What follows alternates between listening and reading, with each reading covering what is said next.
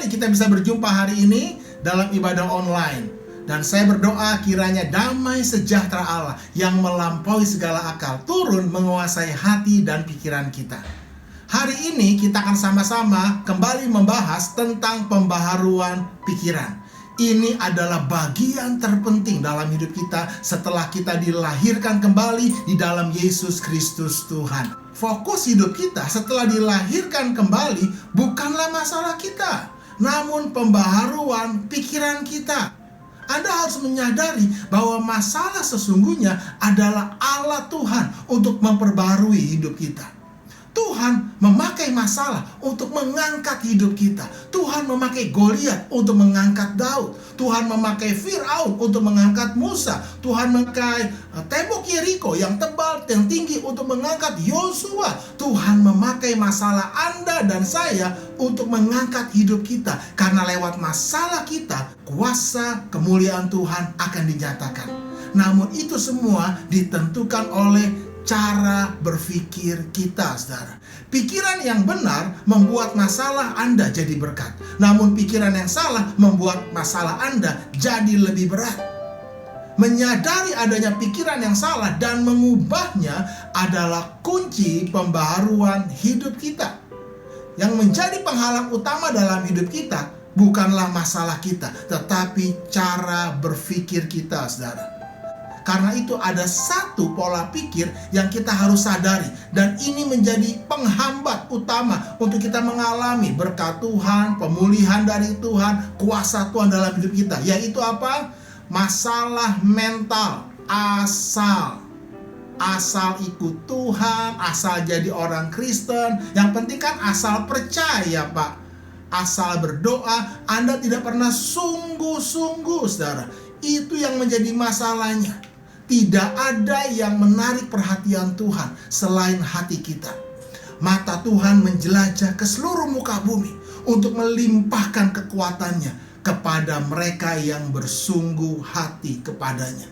Karena itu, saya beri judul khotbah saya hari ini, mau aja atau mau banget. Jangan sekedar jadi orang Kristen yang asal. Saya berdoa hari ini, saudara, Anda buat keputusan untuk bersungguh-sungguh mengikut Tuhan, bukan asal-asalan. Ada satu kisah menarik dalam Alkitab tentang seorang perempuan yang menderita pendarahan 12 tahun dan disembuhkan Yesus.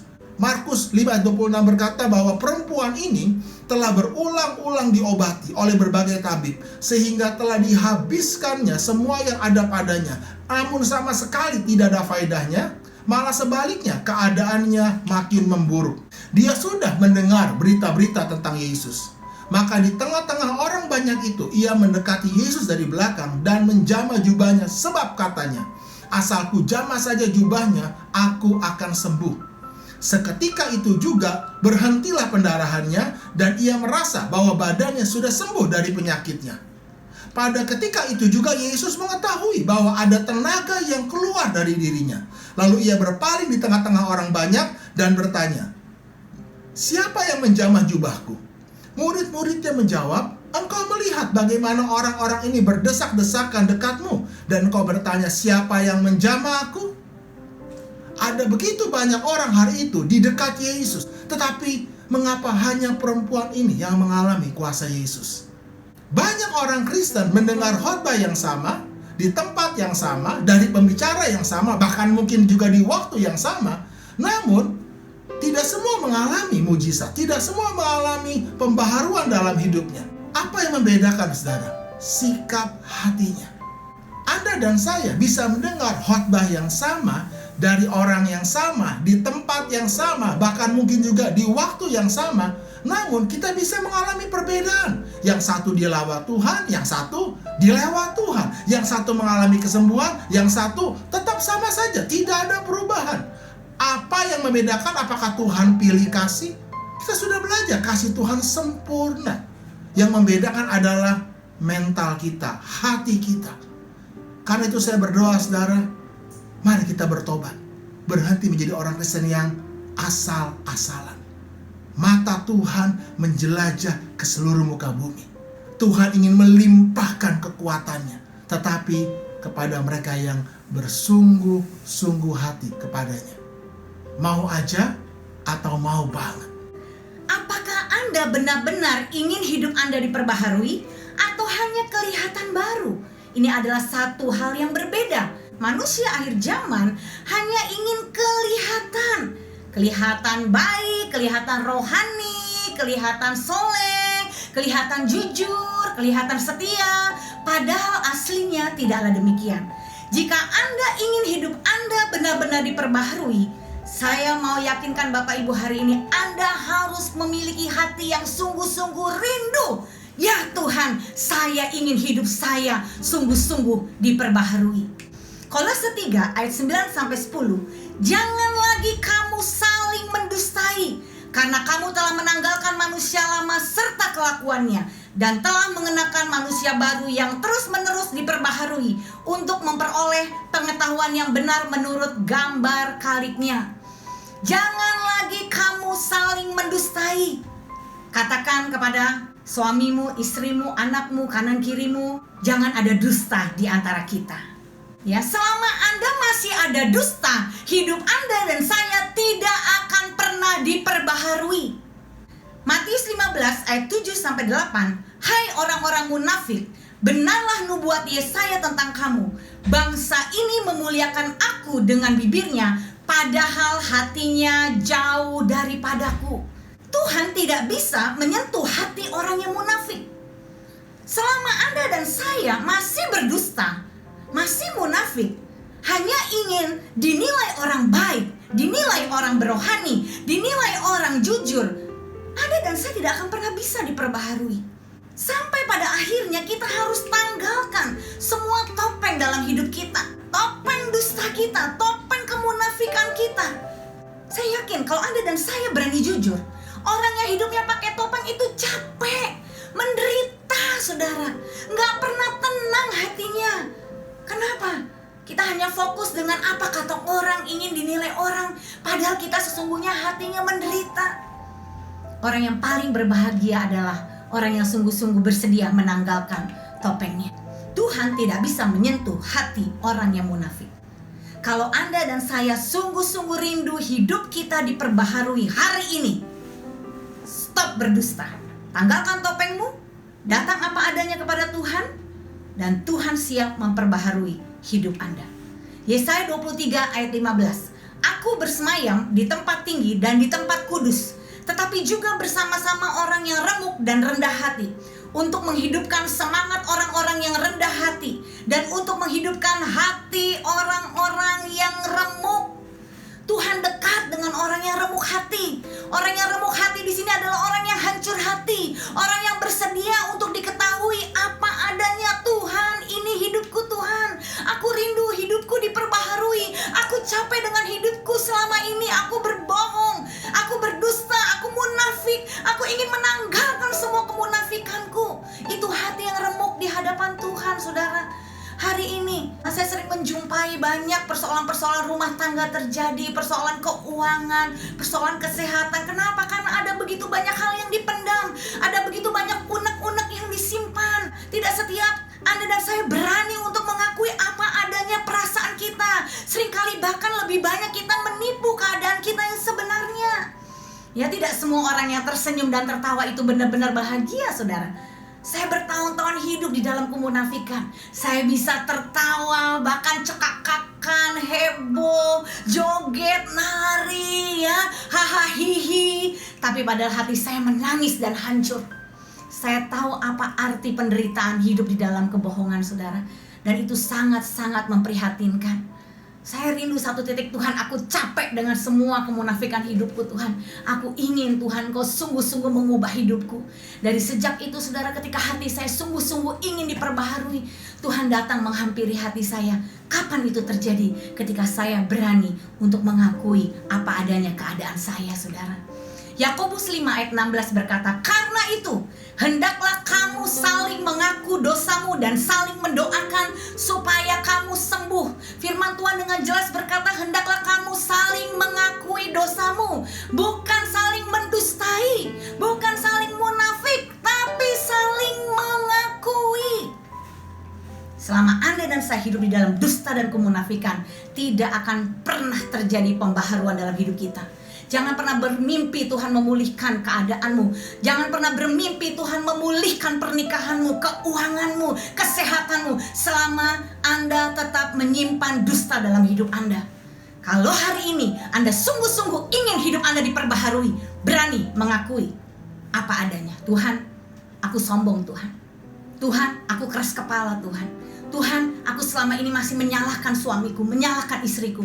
Ketika Anda berani mengakui dosamu dan Anda saling mendoakan, saya percaya pembaharuan itu pasti terjadi. Dalam keadaan kehidupan keluarga kami yang hancur, saudara, tidak ada lagi harapan. Mama dan ketiga adik saya, kami kakak beradik 4 orang hancur semua, saudara. Tapi satu hal, ya, ketika Tuhan melawat kami dan dimulai dari saya berani mengakui keadaan saya. Langsung Tuhan melakukan sesuatu hal yang di luar dugaan, saudara, yang di luar apa yang pernah kita pikirkan. Asal Anda dan saya punya hati yang remuk, punya hati yang hancur di hadapan Tuhan, dan berani mengakui, Tuhan lakukan perkara-perkara yang di luar pikiran kita, saudara. Saudara akan lihat hidup Anda akan diperbaharui, pernikahan Anda akan diperbaharui, keuangan dan kesehatan Anda pun akan diperbaharui. Dan pembaharuan yang Tuhan berikan kepada Anda dan saya bukan pembaharuan hanya sementara, tapi pembaharuan yang terus-menerus, semakin hari semakin baru, karena kasih Tuhan baru setiap hari, saudara. Selama Anda rindu diperbaharui setiap hari itu juga Anda dan saya akan mengalami pembaharuan yang seutuhnya dari Tuhan.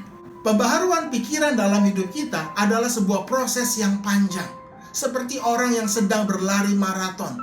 Ini bukanlah proses yang semalam jadi atau tumpang tangan langsung semuanya beres. Karena itu, jika Anda sungguh-sungguh ingin diperbaharui hidup Anda, pernikahan Anda, keuangan Anda, kesehatan Anda dan saya harus bertobat dari pola berpikir instan.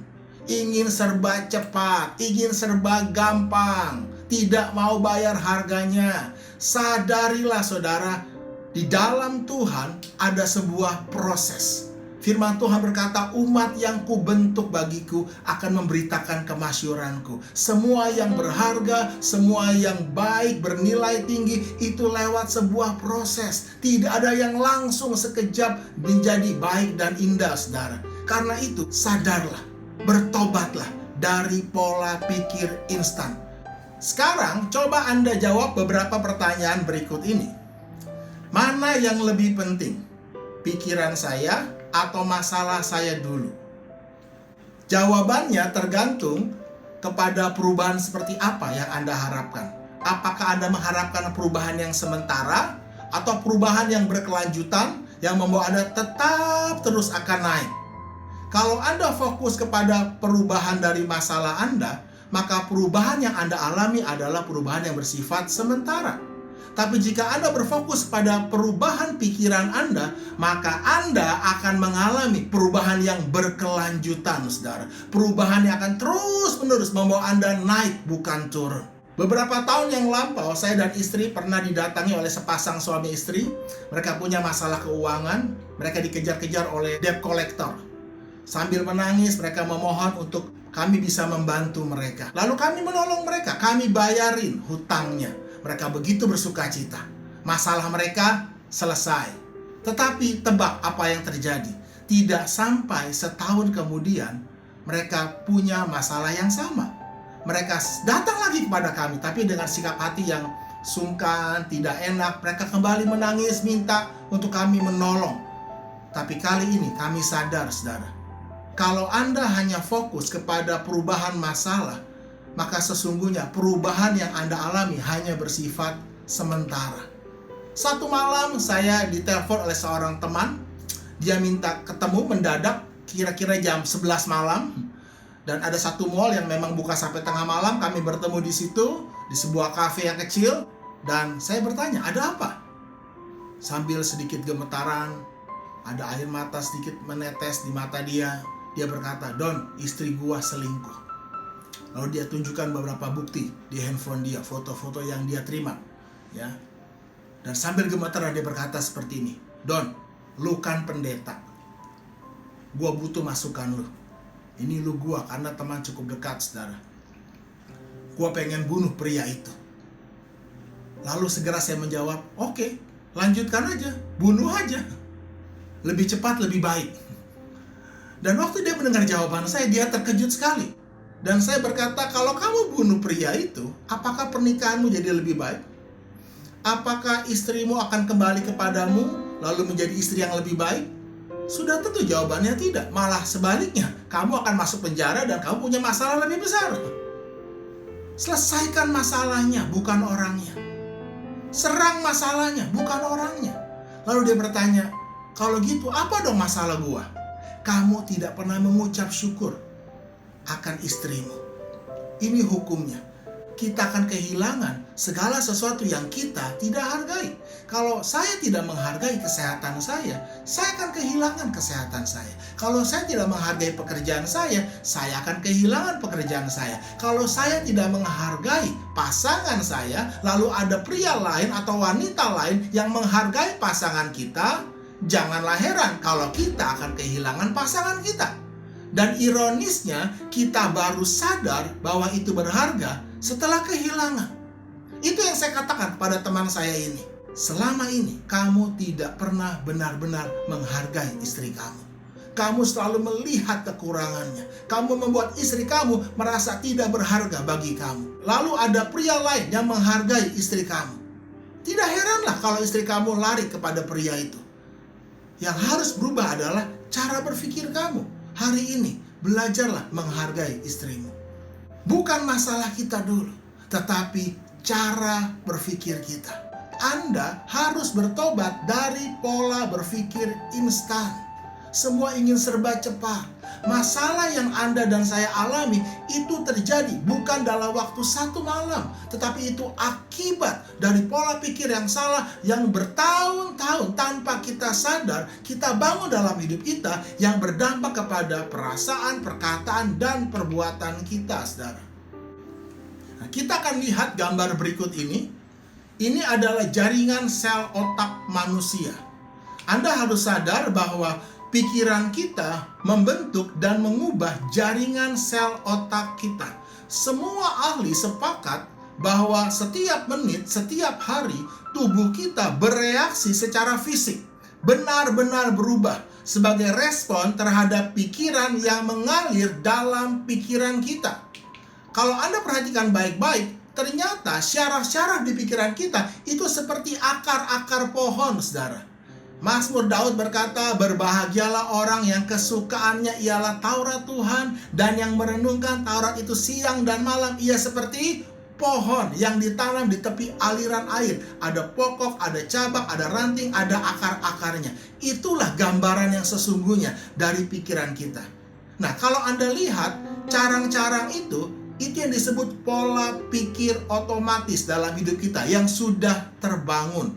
Nah, kalau Anda punya pola pikir misalnya malas, atau Anda punya pola pikir menabung, Anda punya pola pikir yang bertindak, yang positif, nah itu yang terbangun, saudara. Seperti hari ini Anda mendengar sebuah kebenaran firman Tuhan. Ketika Anda mendengarnya, Anda mengerti, Anda semangat. Di dalam pikiran kita itu keluar, itu timbul satu carang baru yang masih halus. Nah, kalau Anda tidur malam ini, lalu Anda tidak lagi mengulang kembali firman yang Anda dengar hari ini, maka ada cairan di otak kita yang akan menghapus semua ranting-ranting, carang-carang pikiran kita yang halus itu, yang baru kita dengar. Sehingga ketika besok Anda bangun, Anda sudah lupa kemarin firman Tuhan apa ya? Karena itu penting sekali, saudara, pengulangan. Kita harus merenungkan firman-Nya. Kita harus mendengar kembali, berulang-ulang. Karena apa? Itu membentuk pola pikir dalam hidup kita. Di dalam otak kita ada sebuah jaringan pikiran yang harus kita bangun setiap hari, saudara. Kita harus bangun jalur pikiran otomatis yang baru dalam hidup kita. Katakan bersama-sama dengan saya, bangun jalur pikiran otomatis yang baru dalam hidup kita. Dulu, saya dan istri kalau bicara tentang uang, itu seperti ada setannya. Selalu marah, mudah tersinggung. Lalu apa yang dirubah? Apakah masalah kita dulu? Atau pola pikir kita dulu? Saya sadar Ini yang paling penting. Saya harus mengubah cara berpikir saya yang salah. Saya punya pikiran yang salah tentang istri saya. Saya berpikir, kamu tuh memang boros. Terus sebaliknya juga dengan istri saya kepada saya, punya cara berpikir yang salah. Aduh, suami saya nggak pintar cari duit, lemot, tidak seperti pria yang lain. Selama kita terus punya jalur pikiran yang salah, yang lama, terus terbangun, maka sampai kapanpun masalah kita tidak pernah mengalami terobosan. Sampai kita membuat jalur yang baru. Memang tidak mudah, saudara. Dan membangun jalur pikiran ini harus tekun setiap hari. Kadang-kadang terpancing lagi, kita harus bangun lagi yang baru. Ingatkan kembali. Ya, seperti hari ini, beberapa hari yang lalu, kami memindahkan posisi jam di kamar kami, di ruangan kami. Nah, karena kami bertahun-tahun terbiasa melihat jam itu di posisi yang lama, ketika dipindah posisi yang baru, apa yang terjadi? Ketika kita pengen tahu hari ini jam berapa, kita melihat ke posisi yang lama. Kami sadar, sudah pindah. Itulah yang harus kita bangun dalam hidup kita. Bukan masalah kita dulu, tetapi cara berpikir kita dulu. Hari ini saya dan istri oleh anugerah Tuhan, kami menikmati kebaikan Tuhan. Kami menikmati terobosan dalam hubungan kami sebagai suami istri, dalam keuangan, dalam kesehatan, dalam pelayanan. Bukan berarti tanpa masalah, tetapi kami punya jalur pikiran otomatis yang baru yang sudah diperkuat menjadi ranting-ranting, carang-carang yang kokoh yang menghasilkan buah, saudara. Itu yang membedakan, bukan masalah kita, tetapi cara berpikir kita. Ada jalur yang baru. Nah, Dr. Caroline Leaf berkata dalam bukunya bahwa dibutuhkan 7-10 menit per hari selama 21 hari untuk kita membangun fondasi dasar untuk sebuah carang pikiran yang baru, untuk sebuah jalur pikiran otomatis yang baru. Karena itu, Anda harus sabar, karena ini proses yang panjang. 21 hari, 10 menit per hari. Seperti yang Sandy sudah saksikan ketika dia baru bertobat, saudara, setiap hari, bahkan mungkin lebih dari 10 menit, dia berkata, saya adalah ciptaan yang baru dalam Yesus. Saya adalah ciptaan yang baru. Renungkan itu, saudara, 10 menit per hari. Kalau hari ini Anda punya masalah keuangan, renungkan firman Tuhan, kebenaran firman Tuhan tentang keuangan. Kalau Anda punya masalah tentang mengampuni, renungkan kebenaran tentang mengampuni. Sehingga ketika Anda disakiti, jalur otomatis Anda bukan membenci, tetapi apa? Mengampuni. Kalau Anda punya masalah emosi, mungkin dengan pasangan, dengan anak, Anda harus bangun jalur pikiran yang baru. 10 menit per hari, 21 hari, lalu dikali 3, itu akan menjadi sebuah pikiran permanen dalam hidup kita. Saya rindu kita sama-sama mempraktekkan kebenaran ini. Hari ini, saya mau kasih beberapa tips, saudara, untuk Anda mengalami pembaharuan, perubahan hidup di dalam hidup Anda. Yang pertama adalah Anda dan saya harus disiplin. Katakan sama-sama, disiplin. Ya, disiplin dimulai dari mana, saudara? Saya melakukan hal ini. Membaca, merenungkan, mempraktekkan firman Tuhan setiap hari. Sejak saya bertobat sampai hari ini, saya selalu katakan dengan disiplin. 2 Korintus 5 ayat 17.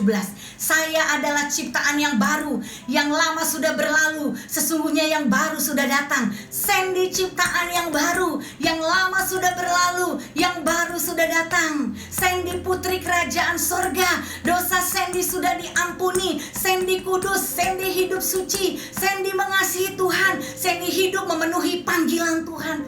Itu saya disiplin, saudara. Ya, bukan hanya sehari, 2 hari, sebulan, 2 bulan. Ya, sejak 95 sampai 2020 saya tetap lakukan itu. Waktu kami mengalami cekcok, saudara, suami buka cek, istri buka cok, sama artinya apa? Cekcok. Ya, pernikahan kami di tahun kelima saya ingin ambil keputusan untuk tinggalkan suami saya. Saya juga pernah ingin berpisah, saudara. Ada pikiran-pikiran mau masing-masing, saudara. Saya akui. Ya, tapi saya melihat bagaimana suami saya disiplin mendoakan saya. Setiap pagi dia selalu tumpang tangan saya dan berkata, Sandy istri yang cakap. Waktu suami saya ngomong Sandy istri yang cakap, sebenarnya saya masih jelek, saudara. Karakter saya masih rohana, ya. Dari luar aja rohani, bisa ngajar orang, hai istri-istri tunduk sama suami. Tapi aslinya saya masih nanduk, bahkan nyeruduk sama suami. Ya, tapi di situ saya lihat suami saya disiplin dengan kasih yang tanpa syarat, tiap hari tumpang tangan dan katakan, Sandy istri yang cakap. Dan Anda tahu apa hasilnya? suami saya menuai, saya mengalami pembaharuan saudara. Hidup saya diperbaharui, saya bisa menjadi istri yang tunduk, menjadi penolong buat suami dan anak-anak saya. Disiplin itu penting saudara. Saya pernah mengalami masalah hutang, keuangan, hidup kami morat-marit. Ya, seperti kereta api ya, tahu? Susah, duit, ya. Susah, apa? Duit. Ya. Kami berantem karena uang, pagi siang malam ribut karena uang. Apa yang mau diatur? Ya, duit masuk bayar utang, duit masuk bayar utang. Saya pernah marah dengan keadaan diri saya, saudara. 5 tahun saya sebagai istri, sebagai wanita, nggak pernah beli apapun, nggak pernah bisa beli apapun, saudara, dari ujung rambut ujung kaki kebutuhan saya. Kenapa? Karena saya punya uang harus bayar utang. Tapi kami disiplin. Ayo katakan sama-sama, disiplin. Jangan masih punya utang, Anda beli TV, Anda beli baju, Anda beli sepatu, Anda nggak bayar utang. Ya, jangan mimpi Tuhan berkati Anda. Kami waktu itu terlilit hutang 16 kartu kredit Bapak Ibu. Kami harus cicil ke bank selama 5 tahun 15 juta per bulan. Ya, tapi kami bertobat. Kami tidak pakai topeng, kami akui, iya Tuhan, kami suami istri cinta akan uang. Kami ingin cepat kaya, kami ingin diakui, dibilang hebat, ya. Dan saya akui itu saudara, ketika kami akui, ya kami bertobat. Kami tidak punya solusinya, bagaimana kami bisa bayar hutang, sedangkan kami punya gaji hanya 3 juta, utang kami 15 juta. Ya, tapi ketika kami mengakui, Tuhan kasih anugerahnya saudara. Ya, dan saya komitmen sama Tuhan, dimulai dari saya disiplin sama suami saya, buat pencatatan keuangan. Apa kebutuhan kita? Hutang 15 juta, biaya hidup berapa? Kami disiplin. Begitu kami terima uang, kami komitmen sesuai yang kami tulis saudara. Yang namanya apa? Bayar namanya SPP anak. Ya, jangan nunggak-nunggak saudara ya. Bayar apa lagi saudara? Kebutuhan yang Anda harus bayar. Misalkan kontrakan rumah. Jangan Anda nggak pernah bayar kontrak, pindah-pindah, Anda nggak akan diberkati. Anda tidak setia dengan harta orang lain, jangan ngarep Anda diberkati. Anda harus disiplin. Anda sudah tulis buat budget, lakukan sesuai apa yang Anda tulis. Tuhan lihat komitmen Anda. Ya, kami komitmen. Saya bukan yang nggak bisa beli baju. Pada saat saya dapat banyak berkat, saya bisa sebenarnya beli baju. Saya bisa sebenarnya beli sepatu. Sebagai seorang wanita ingin sepatu baru, ingin baju baru, ingin tas baru. Tapi saya kuasai keinginan saya. Prioritas saya bayar hutang dulu. Sehingga 5 tahun itu saya bisa tetap enjoy. Saya tidak beli apa-apa, tapi saya senang. Saya bertumbuh saudara, saya berubah. Saya menjadi orang yang bertanggung jawab, tidak lari dari hutang, tapi saya bayar hutang. Dan akhirnya lunas Bapak Ibu. Yang saya lihat dalam kami suami istri mementor banyak orang yang punya kasus keuangan. Mereka tidak disiplin, mereka tahu mereka masih punya tanggung jawab, tapi mereka tidak mau komitmen dengan tanggung jawab mereka saudara. Dan itu akhirnya berputar-putar, akhirnya tidak ada solusinya. Yang kedua saudara, kami suami istri memutuskan untuk punya mentor. Mentor itu sangat penting. Ya, kita hidup di dunia ini tidak bisa sendirian saudara. Ya, saya punya mentor pernikahan. Waktu pernikahan kami bermasalah, kami punya mentor rohani untuk membantu kami. Kami akui, kami masih sering berantem, kami masih sering menyalahkan. Saya mengakui bahwa saya sombong, saya suka mencemooh suami saya. Suami saya pun juga mengakui, ya saya juga suka mencemooh istri saya. Kami punya mentor dan mentor kami mengarahkan kami. Ya, Anda bersedia tidak diarahkan? Atau Anda hanya sebatas konseling-konseling saja, curhat-curhat saja, hanya buang sampah saja, tapi setelah itu bye-bye. Aku masih seperti yang dulu. Ya, Anda akan capek sendiri saudara. Anda butuh seorang mentor. Mentor membimbing kita, mentor mengarahkan kita, mentor berani menegur kita, sehingga kita harus berbalik dari jalan kita yang gak benar saudara. Selama gak ada orang yang mementor Anda gak akan bisa diperbaharui. Kami punya mentor pernikahan, kami punya mentor keuangan, kami punya mentor kesehatan. Oleh sebab itu kami belajar. Dari yang dulu punya utang, sekarang kami punya tabungan, kami punya asuransi. Ya, makanya ketika kami sakit kemarin, kami tidak membebani siapapun. Sekalipun kami pendeta, kami hamba Tuhan, kami belajar untuk tidak punya mental, oh yang penting nanti kan Tuhan bisa tolong, pasti ada mujizat. Iya, saya juga mengalami mujizat Tuhan saudara, saya juga percaya ada mujizat. Tapi kalau mental saya mental gratisan, mental ditolong, aji mumpung, kan saya pendeta, biarin aja pasti nanti ada yang tolong. Saya gak bertumbuh saudara, saya gak berubah. Saya akan hidup bukan jadi berkat, tapi jadi beban buat orang. Bersediakah Anda di mentor? Apakah seumur hidup kita harus di mentor? Ya tidak saudara, seperti kita mendidik anak kita. Untuk melatih anak kita menjadi dewasa, menjadi mandiri, itu butuh waktu. Tapi setelah anak kita menjadi dewasa, dia bahkan bisa bertumbuh sendiri, berkembang sendiri. Bahkan dia bisa membantu orang lain lagi. Ya, saya dulu di mentor, hampir setiap hari telepon-teleponan dengan mentor saya. Tapi sekarang saya bisa mementor banyak orang. Ya, artinya apa? Membagi hidup, memuridkan saudara, memberi waktu saya. Ya, jadi tidak hanya stop di diri saya. Ya, artinya hari ini saudara, kalau Anda sungguh-sungguh ingin berubah, ya Anda harus bersedia untuk dimentor. Yang ketiga saudara, pembaharuan hidup kita dimulai dari pembaharuan pikiran, di mana Anda harus hidup di dalam komunitas. Ya, katakan sama-sama, komunitas itu penting. 1, 2, 3. Komunitas itu penting. Ya, saya sarankan Bapak Ibu, selama kita masih lockdown, ya, stay at home di rumah masing-masing, tetap bangun komunitas. Ya, ada sarana lewat sosial media, Zoom, video call. Ya, Anda harus punya komunitas. Ya, jangan sendirian terus. Nanti Anda bisa down, Anda bisa lemah. Ya, begitu Anda ada pikiran takut, mencekam, khawatir, sharing saudara, kita di situ bisa saling menguatkan ya. Di grup V Club Anda, di grup Vcom Anda ya. Anda bisa gunakan waktu Anda untuk saling membangun. Di komunitas itulah kita praktek saling mengaku saudara. Ya, kita akui sama teman yang kita percaya, teman rohani kita, yang dimana kita bisa sama-sama bertumbuh, kita bisa saling mendoakan, kita bisa saling memperhatikan, ya. Di komunitas itulah kita praktekkan kata saling. Kalau sendirian gimana bisa, saudara? Ya, saya bersyukur setelah saya bertobat, saya tinggalkan semua komunitas lama saya. Ya, saya bangun komunitas yang baru, komunitas yang sehat. Ya, saya membangun hidup saya di tengah-tengah orang yang sungguh-sungguh melayani Tuhan. Makanya saya jadi sungguh-sungguh melayani Tuhan. Komunitas itu menentukan hidup kita. Dengan siapa kita bergaul, itulah kita, saudara. Masa depan kita pun, nasib kita pun bergantung di dalam komunitas kita. Kalau komunitas Anda sehat, saling membangun, berpikir yang benar, berpikir maju, senang melihat orang senang, ya saudara, Anda pasti maju. Tapi kalau komunitas Anda penggosip, pencemooh, iri hati, dengki, susah lihat orang senang, saudara, Anda gak akan maju-maju. Ya, setiap hari Anda hanya sibuk mengasihani diri.